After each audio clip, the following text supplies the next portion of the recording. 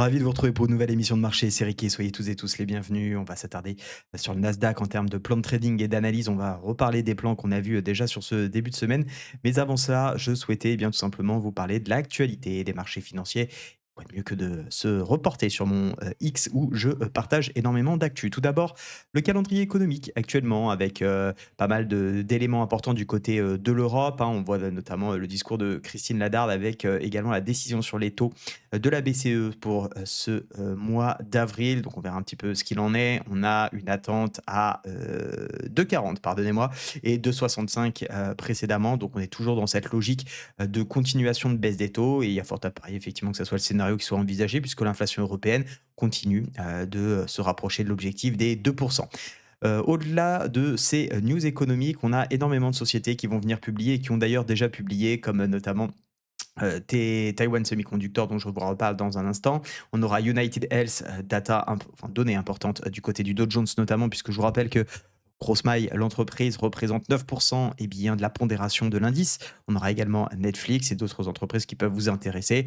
Je vous le glisse ici, vous pouvez regarder de votre côté, mais on aura Dr Horton qui je trouve très intéressante également à suivre. Du côté de la France, on a également beaucoup d'entreprises qui ont déjà publié avec notamment Hermès, dont je vous reparle un petit peu plus haut dans un instant, Pernod Ricard également, et on a L'Oréal, Biomérieux, Edenred, dont j'ai fait un énorme thread hier si ça vous intéresse sur tout simplement, cette entreprise Edenred, il y a un peu plus de 10 posts, où j'analyse, comme à mon habitude, hein, quand je le fais sur X l'entreprise de manière, globale. Alors je ne sais pas pourquoi j'ai qu'un post, voilà. Donc j'analyse la croissance, j'analyse la rentabilité, j'analyse la trésorerie et cetera. Donc si ça vous intéresse d'aller voir, il y a des belles choses du côté d'Edenred, je trouve. Reste à voir effectivement ce qui sera, publié du côté des résultats, cet après-midi.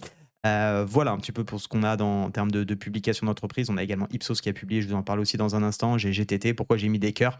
Simplement parce que c'est les 2 entreprises que je trouve avec les meilleurs fondamentaux, dans le CAC 40. Alors dans le CAC 40, plutôt comment dire? Dans les entreprises françaises. En termes de fondamentaux, je le dis souvent, mais GTT et Hermès, c'est vraiment mes 2 préférés. Donc voilà pourquoi j'ai mis des petits cœurs. Concernant, pardonnez-moi, Pernod Ricard, un petit peu ce qu'on a eu, en termes de résultats. On a un chiffre d'affaires qui est en repli de 3 au troisième trimestre. Je vous rappelle que Pernod Ricard est sur un exercice, décalé. 2,3 milliards de dollars impactés notamment par une conjoncture difficile. Marché chinois toujours atone, suppression du duty free sur le cognac et ralentissement ponctuel en Inde, ce qui n'aide pas bien évidemment au titre. Je vous laisse apprécier la suite de l'article si vous le souhaitez. Je veux juste rapidement parler du graphique, on ne va pas s'étendre beaucoup plus. Je vous ai parlé dernièrement beaucoup de ce type de graphique, sur ces derniers jours avec des phases de range comme on peut le voir ici. Et quand on casse ces gros supports, eh bien, il ne faut pas, à mon avis, conserver l'action pour la conserver parce qu'on a, je ne sais pas, pour X ou Y raison, on est tombé amoureux de celle-ci ou on pense que c'est toujours meilleur. Quand on a des grosses phases comme ça de distribution, d'accumulation, appelez ça comme vous voulez, en tout cas de plutôt distribution ici, et qu'on casse le gros support qui maintenait les prix quand même depuis plusieurs années et qui avait servi d'ailleurs de repli sur ATH, eh bien, ça donne rarement des bonnes configurations par la suite. Alors, bien sûr, hein, il y a toujours des catalyseurs qui peuvent faire que, eh bien, on repart à la hausse, mais statistiquement, encore une fois, quand on cache ces gros supports, eh bien, c'est pas pour rien, c'est qu'on estime que les prix n'ont plus de raison d'être au-dessus et généralement, eh bien, ça entraîne des pertes assez conséquentes. Et vous avez des graphiques, comme je l'expliquais, du côté de Capgemini ou encore de Soitec, et il y en a plein des graphiques comme ça. On a FDJ également qui est plus ou moins dans cette situation actuellement. Elle n'a pas officiellement cassé son support, mais je vous invite à être extrêmement prudent sur ce type de configuration graphique parce que généralement, c'est commencer à investir ou détenir des lignes qui risquent de s'enfoncer. Encore une fois, pas de conseil en investissement ici, mais ça n'empêche que je voulais vous le partager. On a également Atos qui a publié des chiffres d'affaires. Alors Atos, hein, vous l'avez probablement suivi ces derniers temps. Bon, bah ça va toujours pas mieux et comme je l'ai dit, pour être honnête, et le seul truc qui monte chez Atos, c'est la nostalgie puisque le graphique ne fait que chuter et de toute façon, il n'y a absolument pas de plan de relance ou quoi que ce soit. Donc c'est très compliqué d'y voir une opportunité. Je vous invite bien évidemment à fuir ces graphiques, que ce soit Atos ou en tout cas ces entreprises qui ne font que chuter depuis des mois. Attendez une belle consolidation et que ça reparte. Comme je le disais hier pendant le live, en fait, si vous prenez 100 dossiers similaires à Atos, vous allez peut-être avoir 2 ou 3 qui vont performer, mais les 97 ou 95 ou 90 autres vont tellement ne rien faire ou vont continuer de plonger que finalement, bah, le peu de performance, même s'il y en a qui font des super performances dans ces 3-4 entreprises que vous allez détenir, en fait, sera complètement grignoté par la contre-performance des autres. Donc, plutôt que d'essayer d'acheter un petit peu le dossier en difficulté en espérant que ça remonte, bah, autant aller se focaliser sur des beaux dossiers. Et en parlant de beaux dossiers, alors certes, c'est pas dans le giron français, mais ça n'empêche qu'on a TSMC ici qui a publié des résultats plutôt très pertinents dans un contexte, on le sait, de semi-conducteurs qui a été un petit peu secoué ces derniers temps avec notamment Nvidia. Le géant taïwanais Nvidia, pardon, ASML. Dernièrement, le géant taïwanais des semi-conducteurs TSMC vient d'annoncer un bond de 60% de son bénéfice net au premier trimestre, notamment avec des clients comme Apple ou Nvidia. Un signal plutôt fort et surtout, regardez, d'un point de vue graphique, on a ici un très joli rebond sur la zone de support que je trouve très intéressant. On l'avait déjà retesté et donc effectivement, c'est une zone qui avait été payée la semaine passée puisque c'était un graphique en weekly et sur lequel, eh bien, désormais, on a cette belle impulsion haussière. Et d'ailleurs, pour information, en pré-market, on est autour des 159 du côté de TSMC. Je regardais ça juste avant l'émission, donc juste en dessous des 160. Donc on a bien une continuation, en tout cas, suite à ce rebond haussière, a priori. Voilà pour cette news sur TSMC. Ipsos maintenant, Ipsos, spécialiste du sondage, hein, notamment au moment des élections politiques, on en entend beaucoup parler, mais pas seulement, hein. Il y a un travail de plus de l'ombre, j'ai envie de dire, même si c'est leur cœur d'activité, qui bien évidemment est maintenu. Et regardez Ipsos, hein, on est sur effectivement des chiffres qui sont plutôt OK. Chiffre d'affaires en croissance de 2%. Alors attention parce que c'est plutôt lié à des rachats a priori puisque l'organique fait moins 1,8%. Un trimestre conforme aux attentes marqué par une stabilité apparente mais dans un environnement toujours très volatile comme le rappelle la direction puisque je me suis appuyé sur un article qui effectivement relayait les propos du PDG. Le point assez encourageant et qui avait été mentionné c'était tout simplement le carnet de commandes qui était plutôt bien orienté et une marge brute qui continue de progresser et on sait que dans ce type d'activité forcément la marge brute c'est aussi les résultats derrière a priori qui augmentent. Croissance organique supérieure à 2024 et marge opérationnelle visée à 13% pour les perspectives. Et on voit ici le très joli support qui pourrait être retesté. Donc à suivre. Là, je suis sur une vue mensuelle, hein, donc vous voyez que c'est un gros niveau et ça peut être un joli point d'entrée sur une entreprise qui avait plutôt corrigé ces derniers temps, qui est d'ailleurs un petit peu en difficulté aussi ce matin, donc à voir. Mais ce point d'entrée pourrait être intéressant. Du Ipsos, j'en ai depuis très longtemps en portefeuille. Je suis légèrement perdant sur le titre, mais je reste convaincu que c'est une ligne à détenir, en tout cas pour le moment et surtout tant que ce support n'est pas remis en question. Bien évidemment, on se posera les questions si jamais il y a besoin. Voilà, du côté d'Ipsos. Du côté d'Hermès, 2 choses. La première, concernant ses résultats, vous savez, c'est une des entreprises que j'affectionne le plus. Hermès a déçu depuis longtemps. Et oui, Hermès, parfois, hein, même nos meilleurs amis peuvent nous mettre un petit coup dans le dos. Vraiment, je fais un petit clin d'œil de ce côté-là, puisque le chiffre d'affaires ressort quand même à 4 milliards, donc en hausse de 7% à taux constant, mais sous les attentes. C'est là où effectivement on a une petite déception. On s'attendait à une plus grosse croissance, mais malgré tout, quand on regarde par rapport à ses concurrents LVMH ou autres, on conserve cette partie croissance et ce qui est quand même le point plutôt positif de cette entreprise. Le ralentissement vient surtout de l'Asie. Si on exclut le Japon, 1,2 contre 4 attendu. Donc on voit bien que notamment la Chine, hein, plombe l'ensemble du secteur. Et à cela s'ajoute le contexte géopolitique tendu. Hermès augmentera ses prix aux États-Unis, je vous en parle dans un instant.